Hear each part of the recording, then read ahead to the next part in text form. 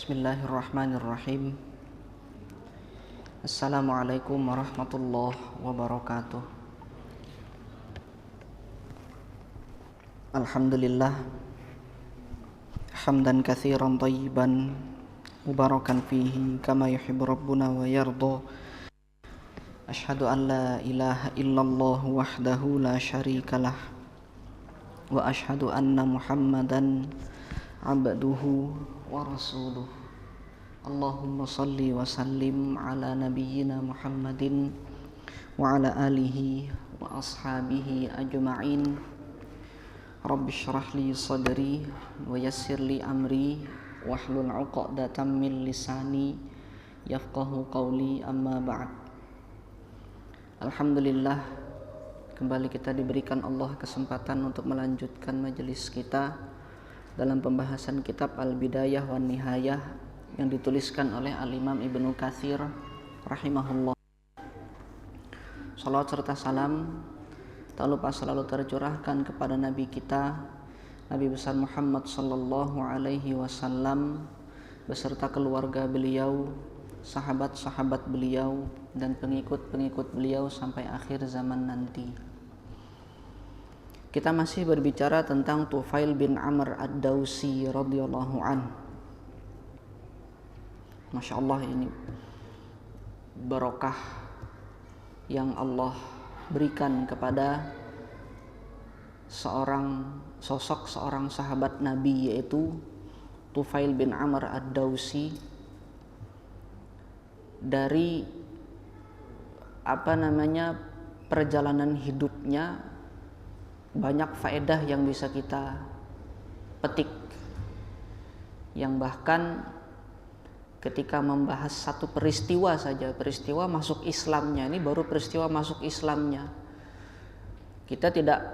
saya pribadi tidak menemukan data sejarah yang merincikan apa-apa saja amal soleh yang dilakukan oleh Tufail ini setelah beliau masuk Islam sampai beliau wafat secara rinci di tahun-tahun berikutnya setelah beliau pulang lagi ke Daus. Itu maksudnya biografi lengkapnya kita tidak mendapatkan data sejarahnya, tapi riwayat singkat yang tertulis di dalam kitab ini saja ketika kita membahasnya butuh sampai 3 majelis. Ini kan majelis ketiga kita berbicara tentang Tufail bin Amr ad-Dawsi radhiyallahu an. Ini menandakan betapa Allah memberikan keberkahan di dalam diri seorang Tufail bin Amr ad-Dawsi. Dan sebab-sebab datangnya keberkahan itu salah satunya adalah keimanan beliau, kepatuhan beliau terhadap Allah dan Rasulnya.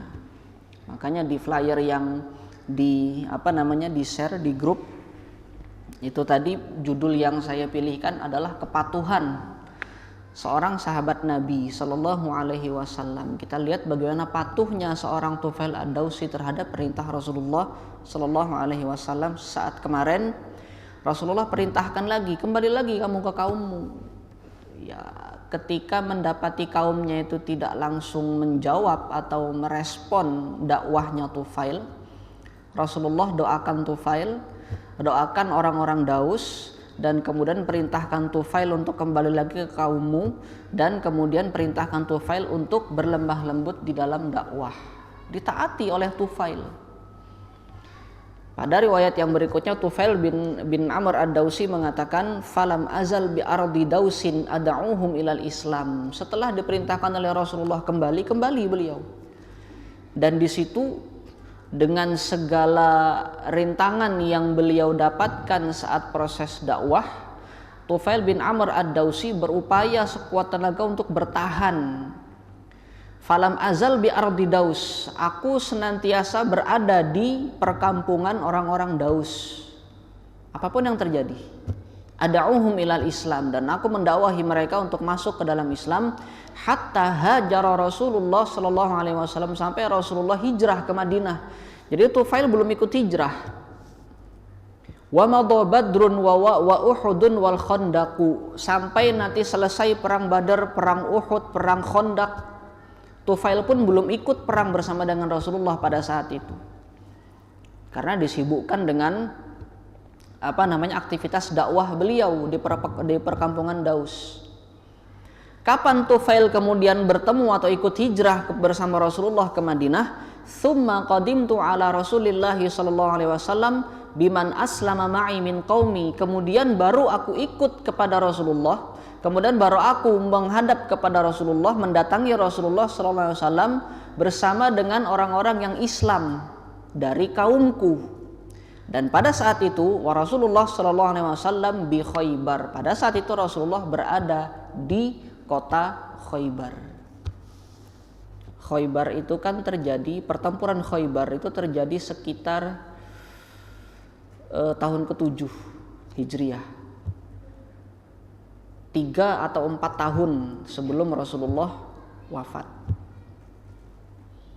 Artinya sejak Tufail diperintahkan Rasulullah pulang lagi ke kaumnya, sampai Rasulullah hijrah, sampai di Khaybar 7 tahun setelah Rasulullah hijrah, baru Tufail ikut Rasulullah ke Madinah, dan ketemunya pada saat peristiwa Khaybar.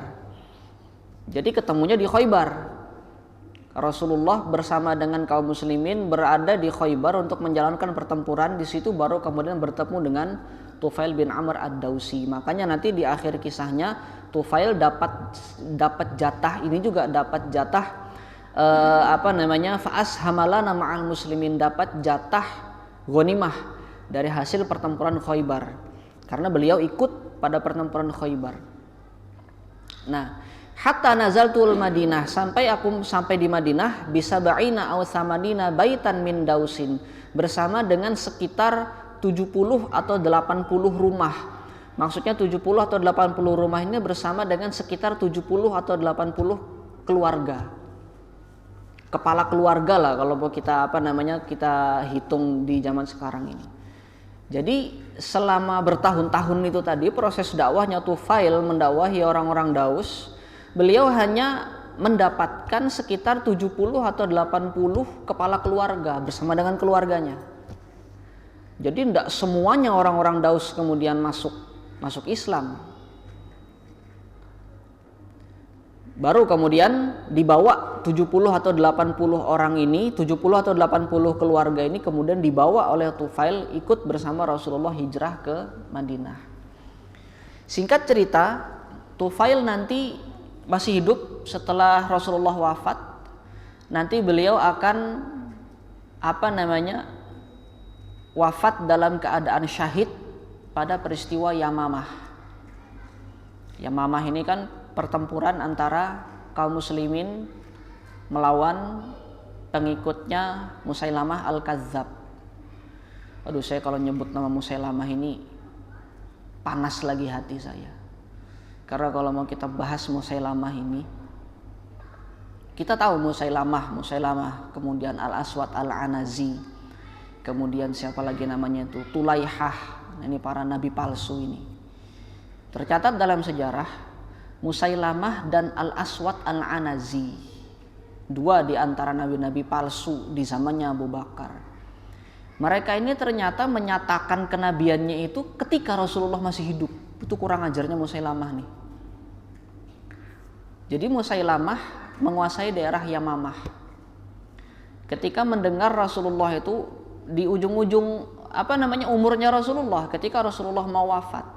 Ketika Rasulullah sudah mau wafat, sudah berada dalam kondisi sakit-sakitan, sudah berada dalam kondisi lemah-lemahnya sebagai seorang manusia biasa, kan Rasulullah wafat. Sebelum Rasulullah wafat, Musailamah ini kirim surat kepada Rasulullah. Yang isinya itu kurang lebih maknanya itu, kita ini, kata Musailamah loh ya, bukan kata saya. Ucapannya Musailamah dalam suratnya mengatakan, kita ini sama-sama dikasih kenabian, sama-sama dikasih risalah dan nubuwah oleh Allah. Maka saya minta Anda untuk berbagi kekuasaan. Wilayah Arab itu yang Mekah, Madinah, Hijaz, wilayah Hijaz, silahkan jadi pengikut Anda, silahkan Anda kuasai. Sisanya Yamamah. Yamamah ini saya tidak tahu apa namanya posisi pastinya itu dia ada di negara mana saat ini. Yang jelas Musailamah ini minta kekuasaan di daerah Yamamah ini. Biarkan dia menjadi kekuasaan saya, menjadi pengikut saya, karena kita saat ini sama-sama menjadi nabi. Jadi Musailamah pada saat itu mengklaim bahwasanya ada dua nabi di muka bumi ini. Satunya Muhammad Shallallahu Alaihi Wasallam, satunya dirinya dia sendiri. Makanya dia dalam surat itu minta kekuasaan. Dan surat itu dikirimkan bersama dengan seorang utusan kepada Rasulullah. Dikirimkan utusannya, Rasulullah sudah tegas. Kan Rasulullah apa namanya ini berarti sebuah kekafiran ini kalau mengaku nabi, bahkan Rasulullah masih hidup. Ini sebuah kekafiran. Tapi Rasulullah menghormati apa namanya seorang utusan. Jadi di masa itu utusan itu yang namanya utusan ini tradisi antar negara, ini tradisi bernegara pada saat itu. Politik apa namanya geopolitiknya seperti itu ininya apa namanya kondisinya. Utusan itu harus dihormati.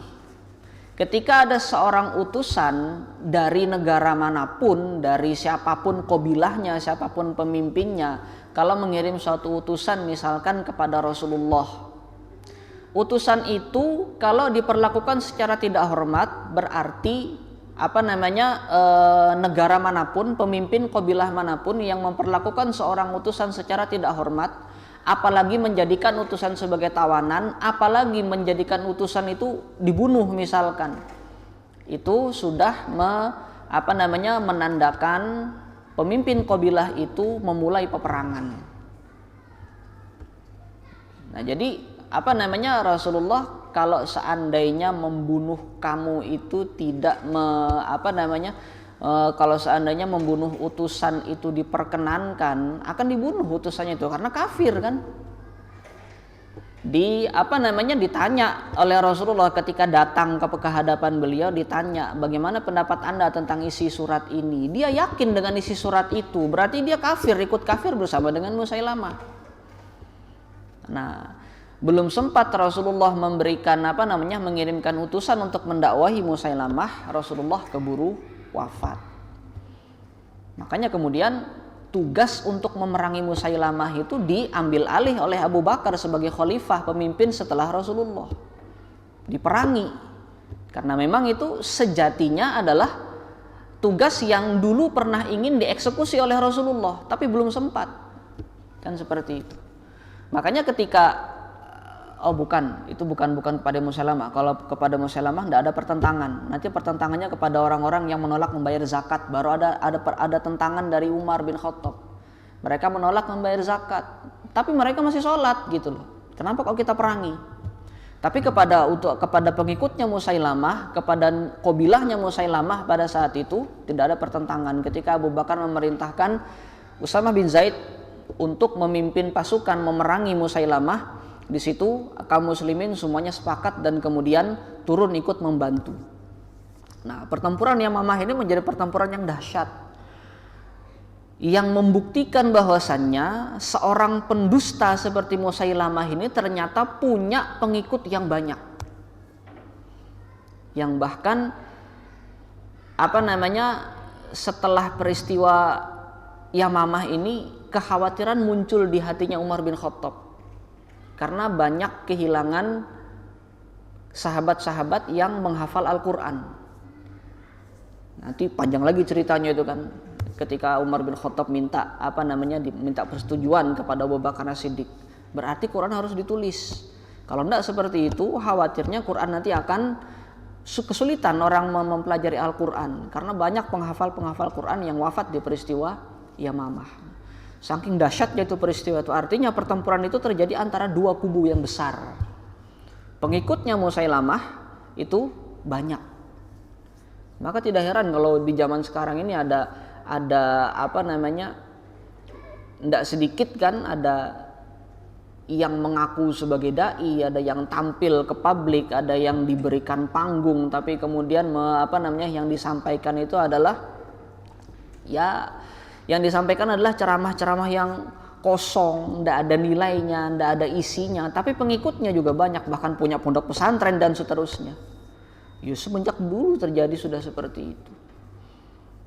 Nah, jadi itu sekilas tentang sejarah Musailamah Al-Kadzdzab.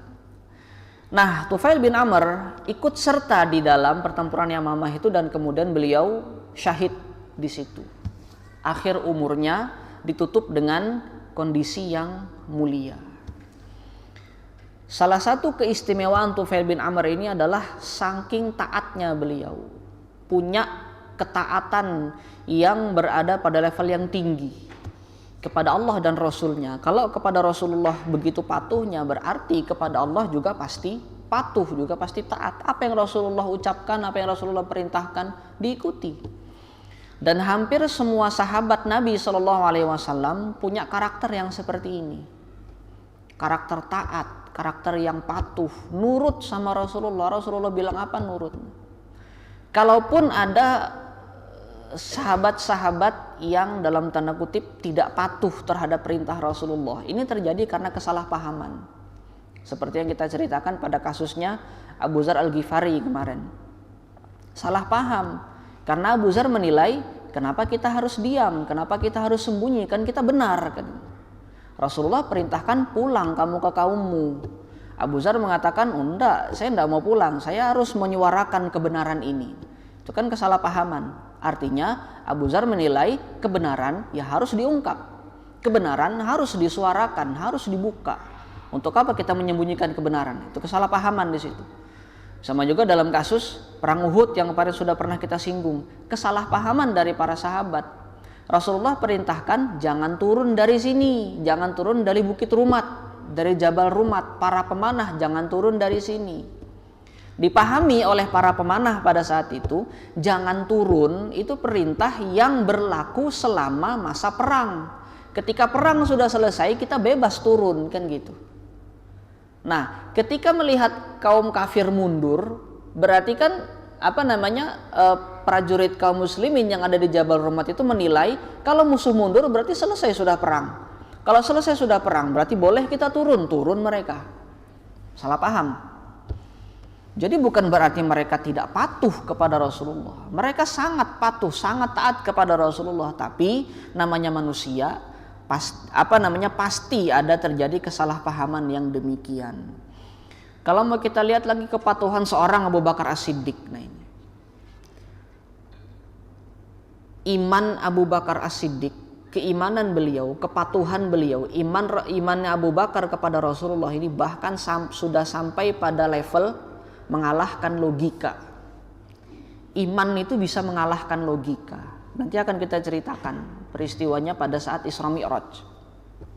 Ini kita spill dulu. Jadi Isra Mi'raj itu kan ketika keesokan harinya tersiar kabar sudah. Rasulullah mulai menceritakan kabar tentang perjalanan beliau ke Baitul Maqdis. Nah, itu nanti ada beberapa versi nanti tentang Isra Mi'raj. Nanti akan kita ceritakan khilaf dari para sahabat di situ tentang versi-versinya. Bahkan para ulama berbeda pendapat. Apakah itu terjadi dalam satu malam? Sebagian lagi mengatakan Isra-nya itu di satu malam, nanti Mi'rajnya di malam yang berikutnya. Sebagian bahkan ada yang menyebutkan Mi'rajnya itu terjadi beberapa malam. Nah, Isra-nya dulu nih, bicara tentang Isra. Rasulullah menceritakan tadi malam saya ke Baitul Maqdis, kata Rasulullah. Dan qadarullah, kisah itu sampai di telinganya Abu Jahal. Abu Jahal dikumpulkan. Orang-orang kayak Muhammad, kalau kata bahasanya seperti itu, Muhammad, kamu berani tidak menceritakan ini kepada orang-orang Quraisy secara umum? Berani, kata Rasulullah. Apa salahnya? Ya sudah, kalau gitu kukumpulkan orang-orang Quraisy, kumpulkan orang-orang Quraisy, diceritakan oleh Rasulullah di hadapan mereka. Tadi malam berjalan dari Ka'bah menuju ke Baitul Maqdis menggunakan menggunakan baurok dan seterusnya. Orang-orang Quraisy yang namanya masih kafir, respon mereka kata di dalam riwayatnya disebutkan baina musaffiq wa musaffir. Musaffiq itu tepuk tangan, digituin Rasulullah tuh. Ketika cerita tentang Isra Mi'raj tuh. Sebagian lagi ada yang wiwit gitu-gituin. Disiul-siulin. Wiwit gitu. Sampai tersiar kabar ke Abu Bakar As-Siddiq. Abu Bakar As-Siddiq respon pertama ketika mendengar berita ini, mengatakan kepada yang menceritakan tadi, kamu berdusta atas nama Nabi kamu berdusta atas nama Muhammad. Takdzibuna alaihi, innakum takdzibuna alaihi. Kalian berdusta atas nama Muhammad. Enggak, kata yang menceritakan tadi, wallahi innahu layaquluhu. Demi Allah, Muhammad sendiri yang ngomong kayak gitu. Apa kata Abu Bakar? Kalau memang Muhammad yang ngomong seperti itu, benar itu beritanya. Padahal itu kan secara logika enggak mungkin. Kalau zaman sekarang mungkin berjalan ke Mekah menuju ke Baitul Maqdis dalam waktu 1 malam. Setengah malam mungkin bisa terjadi kalau pakai pesawat. Kalau zaman dulu enggak mungkin, butuh waktu minimal 2-3 bulan ke Baitul Maqdis. Ketika diceritakan dalam waktu 1 malam, logikanya enggak mungkin. Tapi Abu Bakar mengatakan, kalau Muhammad yang ngomong kayak gitu, percaya aku.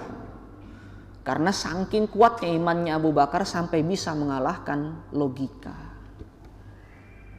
Sahabat yang lain yang bernama mungkin kurang populer dibandingkan nama-nama seperti Umar bin Khattab, Utsman bin Affan, atau Amr bin As, Khalid bin Walid. Ada nama seorang sahabat yang bernama Abdullah bin Rawahah. Ini sebenarnya tokoh juga. Abdullah bin Rawahah ini adalah salah satu panglima yang diamanahkan oleh Rasulullah untuk memimpin barisan kaum muslimin di perang Mu'tah. Perang Mu'tah itu kan perang melawan orang-orang Romawi. Rasulullah tidak ikut. Tapi Rasulullah memberikan amanah kepada 3 orang. Yang pertama Zaid bin Harithah. Amanatnya Rasulullah, kalau Zaid wafat, kalau Zaid gugur, yang menjadi komandan adalah Ja'far bin Abi Thalib. Kalau Ja'far wafat, kalau Ja'far gugur, yang menjadi komandan berikutnya adalah Abdullah bin Rawahah. Nama ketiga ini yang akan kita ceritakan untuk menggambarkan kepatuhan seorang sahabat Nabi. Abdullah bin Rawahah itu seorang panglima perang. Berarti kalau seorang panglima perang itu bisa kita bayangkan. Beliau pernah punya budak. Ini menjadi sabab nuzul ayat yang berbunyi wala amatun mu'minatun khairum min musyrikati walau a'jabatkum. Abdullah bin Rawahah itu punya budak. Saya gambarkan budak perempuan berkulit hitam. Dalam satu momen budak ini melakukan suatu kesalahan yang kemudian memancing emosinya Abdullah bin Rawahah.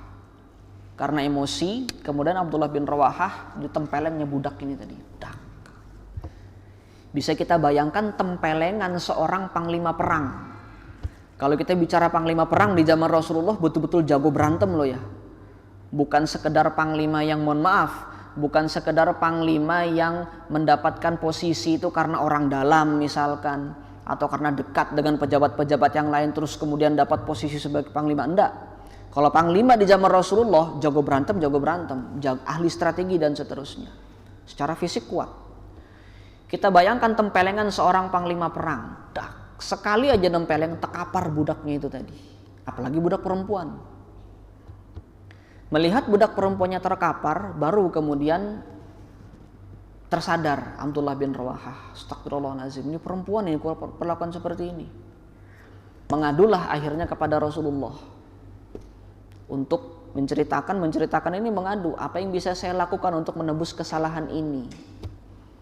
Rasulullah tanya kepada Abdullah, budakmu kayak apa kondisinya? Maksudnya kesehariannya seperti apa? Kesehariannya baik. Dia sholat sama seperti kita sholat, dia puasa sama seperti kita puasa. Kalau begitu dia beriman, kata Rasulullah. Kalau dia beriman, bebaskan. Abdullah bin Rawahah mendapatkan perintah seperti itu, dibebaskan akhirnya oleh Abdullah bin Rawahah. Dibebaskan plus diangkat derajatnya. Diangkat derajatnya, dijadikan sebagai istri. Karena padahal Rasulullah tidak perintahkan loh ya. Rasulullah perintahkan bebaskan aja, sudah selesai sudah di situ. Tapi karena Abdullah bin Rawahah punya punya iman yang tinggi, yang yakin kalau perbuatan itu nanti akan ada ganjaran pahala yang besar dari Allah Subhanahu wa taala. Dinikahi akhirnya budak itu tadi. yang kemudian diolok-olok oleh orang-orang Yahudi, karena posisi ada di Mekah kan pada saat di Madinah sudah pada saat itu. Diolok-olok oleh orang Yahudi itu, lihat itu sahabatnya Muhammad itu, muridnya Muhammad itu, apa budak kau dinikahi, apalagi dia secara paras tidak menarik, kan budak berkulit hitam tadi, tidak menarik secara tampilan, tidak menarik dan seterusnya. Masih banyak orang-orang yang meskipun musyrik tapi lebih menarik daripada budaknya itu. Kenapa kok dia pilih budaknya itu untuk dijadikan istri? Baru turun ayat itu tadi, wala amatum mu'minah khairum min musyrikah walau a'jabatkum. Dan sungguh budak perempuan kalau dia beriman, dia akan lebih baik statusnya dijadikan sebagai istri dibandingkan orang-orang perempuan-perempuan musyrik, meskipun perempuan-perempuan musyrik itu lebih menarik dari pandangan mata. Nah, inilah tadi cerita tentang Tufail bin Amr ad-Dausi dan sahabat-sahabat yang lain yang kita sebutkan tadi terkait dengan ketaatan dan kepatuhan mereka terhadap perintah-perintah Nabi Shallallahu Alaihi Wasallam, yang mana kepatuhan mereka, keimanan mereka terhadap Rasulullah ini bahkan sampai mengalahkan logika, sampai mengalahkan perasaan mereka sendiri, sampai mengalahkan hati mereka, keinginan hati mereka dikalahkan dengan keimanan mereka terhadap Nabi Shallallahu Alaihi Wasallam. Kisah yang berikutnya, yang kemarin beberapa kali kita singgung tentang A'sha bin Qais. Nah, kalau di dalam kitab ini saya belum telusuri lagi nasab dari A'sha bin Qais ini. Maksudnya dia ini berasal dari qabilah mana, dari keturunan siapa. Kalau keturunannya disebutkan di sini, tapi qabilahnya tidak disebutkan. Karena memang kepentingannya bukan itu, bukan mencari dari qabilah mana A'sha ini. Tapi kepentingannya adalah untuk menggambarkan A'sha ini adalah salah satu orang yang berniat masuk Islam tapi gagal. Karena apa? Kita akan ceritakan. Anna A'sha bin Qais bin Tha'labah bin Ukabah bin Sa'ab bin Ali bin Bakar bin Wa'il. Nah, ini nasabnya tadi yang kita sebutkan. Kharaja ila Rasulillah sallallahu alaihi wasallam yuridul Islam. Suatu hari A'sha ini keluar untuk menuju Rasulullah sallallahu alaihi wasallam untuk memeluk Islam. Tujuannya adalah untuk masuk Islam. Bayangkan, dalam perjalanannya dia niatnya sudah masuk Islam nih. Tapi di tengah perjalanan, falamma kana bi Makkah, ketika sampai di sekitaran Makkah, i'taradahu ba'dul musyrikin min Quraisy, dicegat atau dihampiri oleh sebagian orang-orang musyrik dari kalangan Quraisy. Fasa'alahu an amrihi, kemudian mereka bertanya, Anda siapa, tujuannya apa masuk ke Mekah, mau apa datang ke sini. Fa'akhbarahu, diceritakan oleh A'sha tadi, ya saya mau ketemu sama Muhammad, saya dengar Muhammad ini seorang yang mengklaim dirinya mendapat wahyu dari Tuhan. Kalau memang mendapat wahyu, mendapat kabar dari Tuhan, berarti dia seorang nabi, saya ingin menjadi pengikutnya. Annahu ja'a yuridu Rasulullah sallallahu alaihi wasallam liyuslim, dia datang menuju kepada Rasulullah untuk memeluk Islam. Nah, dapat sudah mangsa di sini. Artinya ini orang belum ketemu sama Rasulullah, keduluan ketemu sama orang-orang musyrik, sama seperti kondisinya Tufail kemarin. Kemudian dibisiki lagi oleh orang-orang musyrik dengan mengatakan, ya Aba Basir, innahu yuharrimu zina. Wahai Abu Basir, nah dipanggilnya Abu Basir, A'sha ini dipanggilnya Abu Basir. Dia itu, Muhammad itu mengharamkan zina. Ini nanti keterangan ini nanti menjadi polemik di kalangan para ahli sejarah nanti. Nanti akan kita ceritakan polemiknya ada di mana. Ini mengharamkan zina ini. Betulankah kamu mau jadi pengikutnya Muhammad? Muhammad ini mengharamkan zina. Apa kata A'sha? Wallahi inna dzalika la amrun mali fihi min arabin. Demi Allah, zina itu adalah satu perkara yang saya tidak butuh di dalamnya gitu loh. Maksudnya kalau memang Muhammad ini nanti melarang saya melakukan zina, tidak masalah, saya tidak butuh dengan zina. Ya mungkin dia sudah punya istri yang cantik-cantik atau istrinya banyak gitu kan, sehingga tidak butuh lagi untuk melakukan perbuatan zina. Kemungkinannya itu. Tapi orang musyrik tidak menyerah. Tidak cukup sampai di situ, orang musyrik mengatakan, ya Aba Basir, innahu yuharrimul khamra. Muhammad ini mengharamkan khamr. Di situ baru Aisyah berpikir, waduh, khamr ya. Amma hadhihi, kata Aisyah, fa wallahi inna fi nafsi minha la'ulalatin. Demi Allah, kalau perkara yang ini saya masih punya keinginan di situ. Saya masih punya hasrat di situ. Walakinni munsharifun. Kalau gitu saya pulang dulu dah. Fa'atarawwa minha ami hadza. Aku akan kenyangkan minum khamr tahun ini. Tsumma atihi fa uslim. Kemudian tahun depan baru aku rencanakan untuk datang lagi dan aku akan masuk Islam. Fansarafa, kemudian dia pulang, pergi dari Mekah sebelum ketemu Rasulullah, sebelum masuk Islam. Famata fi amihi dzalika, dan ternyata dia mati di tahun di mana dia mengenyangkan diri untuk khamr tadi. Walam ya'ud ilan Nabi sallallahu alaihi wasallam, dan belum sempat pulang, belum sempat kembali kepada Nabi sallallahu alaihi wasallam untuk masuk Islam. Nah, polemiknya dulu. Nanti baru hikmahnya. Polemiknya, cerita ini atau kisah ini dituliskan oleh Al-Imam Ibnu Hisham di dalam kitab Sirah Nabawiyahnya di masa-masa awal, yaitu pada periode dakwah di Mekah. Oleh para ahli sejarah, termasuk oleh Imam Ibnu Katsir, bahwasannya peletakan kisah ini di awal-awal masa dakwah di periode Mekah ini bisa dibilang sebagai sebuah kekeliruan. Kenapa? Karena sudah jelas pada kisah ini disebutkan Rasulullah mengharamkan zina, Rasulullah mengharamkan khamr. Sementara pengharaman zina dan khamr itu baru terjadi setelah hijrah pada periode Madinah. Baru ada itu nanti ayat yang mengharamkan khamr, ayat yang mengharamkan zina dan seterusnya. Jadi kata Imam Ibnu Katsir, harusnya kisah ini diletakkan setelah proses hijrah. Baru diletakkan di situ kisah tentang Aisyah ini.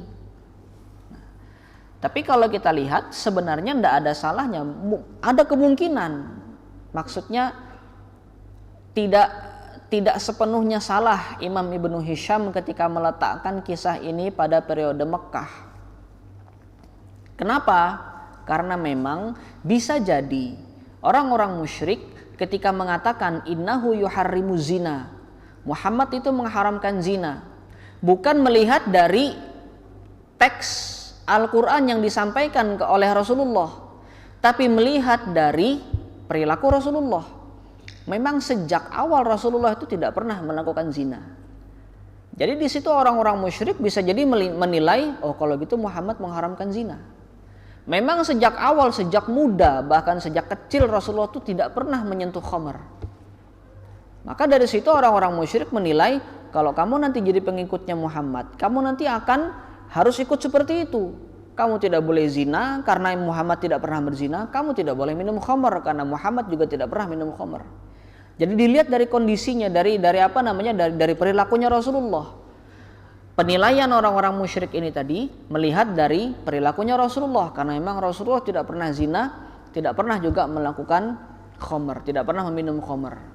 Di situ ditakut-takuti Aisyah ini tadi. Yang ketika ditakut-takuti dengan zina, tidak masalah zina. Tidak masalah kalau dilarang zina, tidak masalah, tidak butuh saya dengan zina. Tapi ketika ditakut-takuti dengan khamr, baru berpikir ulang Aisyah tadi, oh kalau gitu jangan tahun ini deh, tahun ini biar puas-puasin dulu. Nah kalau bahasanya seperti itu. Atarawa itu dikenyangkan, mengenyangkan dalam artian dipuas-puasi dulu, puas-puaskan aja dulu tahun ini, tahun depan nanti baru masuk Islam, baru datang lagi kepada Nabi Muhammad dan masuk Islam. Nah, hikmahnya kisah ini mengingatkan kepada kita, memberikan peringatan kepada kita untuk tidak menunda-nunda taubat, tidak menunda-nunda amal soleh. Abdullah bin Umar radhiyallahu anhuma, salah seorang sahabat yang banyak meriwayatkan hadis, ketika mendengar hadis yang berbunyi kun fid dunya ka'annaka gharibun aw abiru sabilin, kemudian Abdullah bin Umar menyampaikan sebuah nasihat yang berbunyi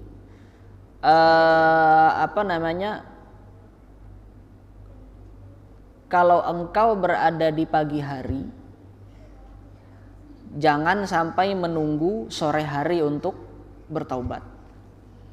Kalau engkau berada di sore hari, jangan sampai menunggu pagi hari untuk bertaubat. Idza asbahta fala tantaziril masa'a wa idza amsayta fala tantaziris sabaha.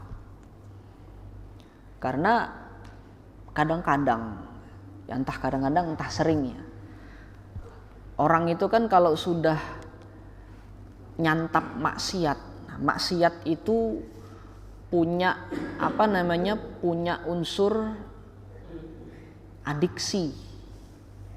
Dia bisa nyandu maksiat itu. Orang kalau sudah merasakan maksiat bisa jadi ketagihan. Apalagi kalau akibat dari maksiat itu dinilai menguntungkan. Orang berjudi, sekali dua kali menang, ketagihan dia tuh. Meskipun sekali dua kali menang, dilanjutkan yang ketiga kali kalah, 4 kali kalah, sekali dua kali menang, 10 kali kalah, tapi tidak berhenti bisa judinya, karena penasaran, pengen menang lagi. Apalagi kalau menangnya banyak, kan gitu. Ketagihan. Zina, ya, tidak usah kita panas-panasi di sini. Kita tahu perbuatan zina itu ya terlihat nyaman, terlihat nikmat, terlihat enak.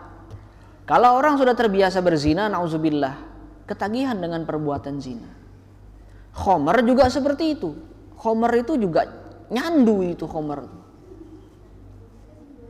Maka ketika seseorang itu sudah terbiasa dengan perbuatan maksiatnya, ini kalau imannya tidak dikuat-kuatkan, itu akan sulit meninggalkan kemaksiatannya itu tadi, karena ketagihan. Ada unsur adiktif itu tadi, unsur adiksi, nyandu maksiat itu. Itu juga yang terjadi pada diri A'sya bin Qais. Seseorang kalau sudah terlalu nyandu dengan maksiatnya, jangankan, mohon maaf, kita cerita lagi nih. Cerita tentang salah seorang yang hidup di masa Bani Israel, yang para ulama menghukumi hal ini terjadi, peristiwa ini terjadi pada masa kekosongan Fatratul Wahyi. Bukan Fatratul Wahyi, Fatratun Nabi, kekosongan para nabi dan rasul. Dan pemuda ini berasal dari kalangan Bani Israel yang membunuh 99 orang dan kemudian digenapkan sampai 100 orang. Ini kan kita bisa bayangkan ada orang yang bisa atau tega membunuh 100 orang itu. Psikopat zaman sekarang aja saya tidak pernah di berita-berita tuh, kalau kita lihat berita-berita, sebut aja namanya seperti Rian Jombang, terus dulu ada namanya Dukun AS itu kan tahun 90-an dulu waktu saya masih SD itu, yang sempat gempar itu kan. Maksimal itu berapa? Belasan aja yang bisa dibunuh sama mereka itu. Tapi kisah ini tadi bisa sampai tega membunuh 100 orang, genap 100 orang itu. Karena nyandu sekali bunuh, enak yang bunuh ya. Bunuh kedua kali, oh enak ya. Sampai-sampai dia mengekspresikan emosinya itu dengan cara membunuh. Yang ke-100 itu kan pembunuhannya terjadi karena dia emosi. Saat dia ngadu kepada salah seorang tokoh agama pada saat itu, mengadu, saya sudah bunuh 99 orang, bisakah saya tobat? Adakah kesempatan saya tobat? Oh, kebanyakan sudah, nyawanya itu sudah terlalu besar dosamu itu, tidak ada lagi kesempatan kamu untuk tobat. Marah dia. Tidak sesuai dengan keinginannya, tidak sesuai dengan ekspektasinya. Maka dia ekspresikan emosinya itu dengan cara membunuh. Kecanduan membunuh orang, bayangin. Itu maksiat. Nah, ketika seseorang diperintahkan taubat sama Allah, makanya nasihatnya Abdullah bin Umar tadi, tidak usah nunggu besok. Kalau kita sadar kita sedang bermaksiat, kalau kita sadar kita sedang melakukan kesalahan di pagi hari, tidak usah nunggu besok, bahkan tidak usah nunggu sore hari. Saat itu juga kita taubat.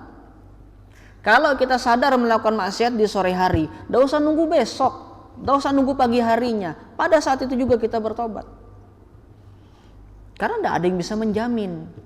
Kita misalkan, aduh nyaman ini, nyantaplah sekali-kali dan 2 puntung, 3 puntung pagi-pagi. Kena aja ampihnya kena siang pas ajan apa namanya? Oh ajan isya sudah nih. Oh belum.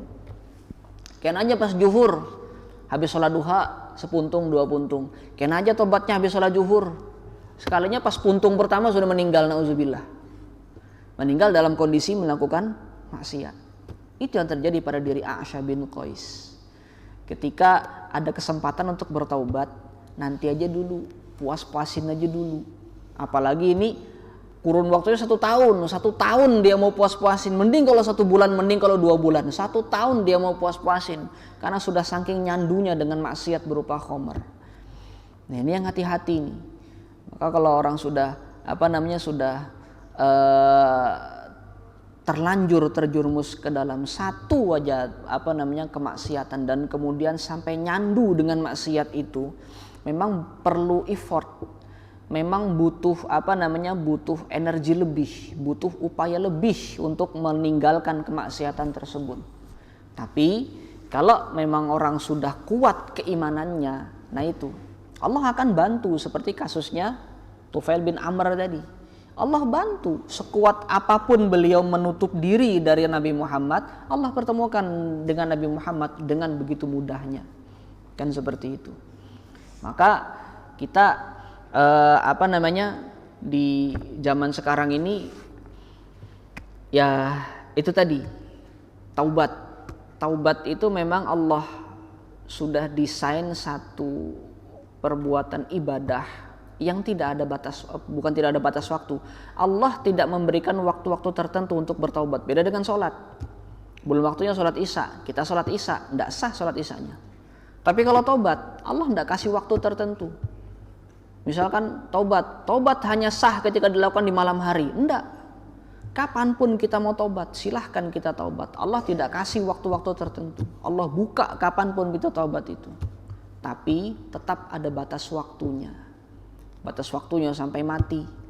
Kalau orang sudah mati, sudah sampai kepada batas waktunya, tertutup sudah pintu taubat, selesai sudah urusan. Tidak ada yang bisa dilakukan lagi. Seperti yang dialami oleh A'sha bin Qais ini tadi. Nanti ketika dihadap di persidangan Allah, manusia itu nanti akan saling menuding. Manusia itu orang-orang kafir khususnya, mereka akan menuding, bukan salah saya jadi kafir, bukan salah saya jadi musyrik, tuh salahkan setan. Setan tidak mau disalahkan. Ada ayatnya, wa qala syaitanu lamma qudiyal amr innallaha wa'adakum wa'dal haqqi wa wa'adtukum fa akhlaftukum. Setan nanti akan berkata, ketika sudah dihadapkan di hadapan Allah, nanti setan akan berkata, sesungguhnya Allah telah memberikan janji kebenaran, sedangkan aku, kata setan, memberikan janji dan aku sendiri yang menyelisihi janji itu. Wa ma kana li 'alaikum min sultanin illa an da'autukum fastajabtum li. Aku tidak punya kuasa apapun atas kalian wahai manusia, kata setan, kecuali aku cuman ngajak kalian mau. Kan setan kayak gitu kalau goda manusia. Suruh minum khamr, apa setan ngancam? Ikam kalau kada minum khamr kan aku sembelih ikam. Tidak pernah setan ngomong kayak gitu. Cuman ngerayu, ayo minum khamr yuk, ayo berjudi yuk, ayo berzina yuk. Dirayu sama setan, manusianya ikut. Ketika di hadapan Allah nanti manusianya nyalahkan setan. Bukan, setan tidak mau disalahkan. Bukan salah saya cuman ngajak kamu mau, kata setan kan gitu. Illa an da'autukum fastajabtum li. Saya cuman ngajak tapi kalian mau. Sekarang ya sudah, fala talumuni walumu anfusakum. Jangan salahkan saya, salahkan diri kalian sendiri, kata syaitan.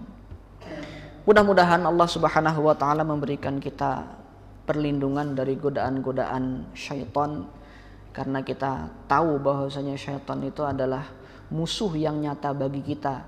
Sudah sejatinya sebagai seorang musuh, yang kita lakukan terhadap mereka adalah membatasi diri, tidak mendengarkan apa yang mereka ucapkan, tidak mentaati apa yang mereka ucapkan. Ya, kita perlakukan mereka sebagai seorang musuh. Mudah-mudahan apa yang kita kaji pada kesempatan malam hari ini bermanfaat dan diberkahi oleh Allah Subhanahu wa taala. Subhanakallahumma wa bihamdika asyhadu an la ilaha illa anta astaghfiruka wa atubu ilaik. Sallallahu ala nabiyyina Muhammadin wa ala alihi wa ashabihi ajma'in. Assalamualaikum warahmatullahi wabarakatuh.